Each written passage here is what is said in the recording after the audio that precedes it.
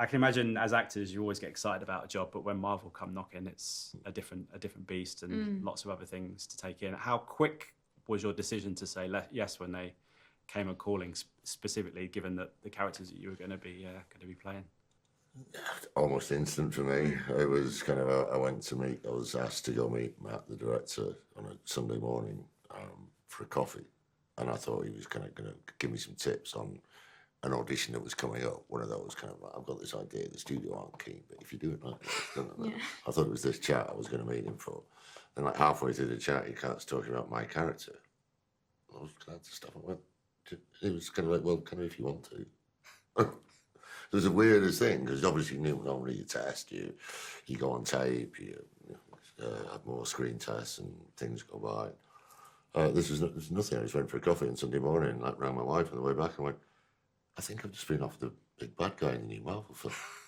And she was like, son of a bitch. I think I am. So yeah, it was a very strange experience, but obviously delightful for me. Yeah. You might be the only person outside of Robert Downey Jr. that's probably had that experience, right? It's just like, here's a role.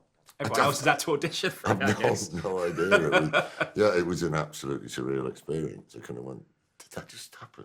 It was really weird. Like, okay. Did you get taken for coffee or?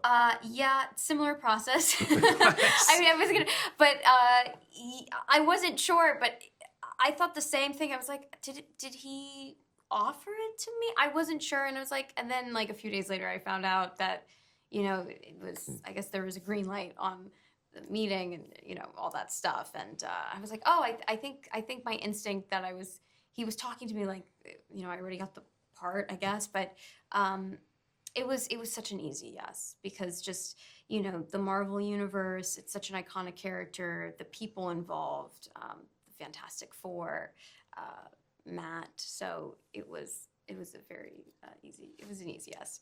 And as an acting challenge, it's unique as well because you guys are obviously playing characters that aren't quote unquote real. You're having to do motion capture, and I know for you they made the suit. And I know you were in the motion capture and captured everything else.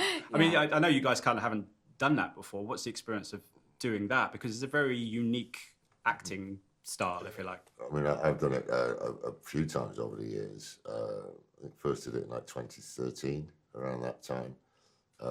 I've done it a few times since, and it's slightly changed. The process of doing it, it's improved. Yeah, believe it or not, those helmets used to be worse. Really? Yeah, they used to be much worse. Those ones we have now are really They weren't nice. so bad. No, It was just I would sometimes I couldn't turn quickly because I didn't want to hit somebody's face with the camera. That was they're the right hard. in your face, aren't Well, they? yeah, and I didn't want to slap somebody by accident. So that was the hardest part. It does take a while getting used to, and Judy's whole character on this was motion capture. It wasn't mine. He did it a couple of days in the mocap. I was lugging the suit around for most of the time. But it's a really interesting way of working mocap.